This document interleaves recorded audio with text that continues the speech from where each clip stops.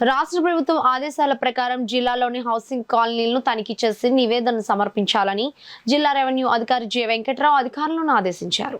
కాకినాడ కలెక్టరేట్లో DRO DWAMA PD ఏ వెంకటలక్ష్మితో కలిసి housing కాలనీల తనిఖీ పురోగతిపై పంచాయతీరాజ్, హౌసింగ్, ఆర్డబ్ల్యూఎస్ శాఖల క్షేత్రస్థాయి ఇంజనీర్లు, గ్రామీణ ఉపాధి సిబ్బందితో సమీక్ష నిర్వహించారు.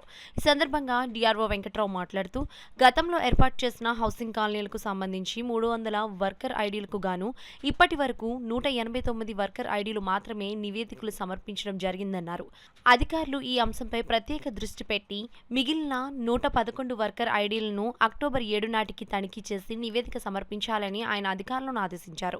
డ్వామా పీడీ ఏ వెంకటలక్ష్మి మాట్లాడుతూ, పంచాయతీరాజ్, హౌసింగ్, ఆర్డబ్ల్యూఎస్ శాఖల సమానత్వంతో పనిచేసి హౌసింగ్ కాలనీల తనిఖీ ప్రక్రియ వేగవంతం చేయాలన్నారు. ఈ పనులకు సంబంధించి జిల్లాల్లో వర్కర్ ఐడీలను సమర్పించాల్సిన 17 మండలాలకు 12 ప్రత్యేక బృందాలను నియమించడం జరిగిందని ఆమె తెలిపారు. సమావేశంలో అన్ని డివిజన్ల, మండల స్థాయి పంచాయతీరాజ్, హౌసింగ్, ఆర్డబ్ల్యూఎస్ శాఖల ఇంజనీరింగ్ అధికారులు తదితరులు పాల్గొన్నారు.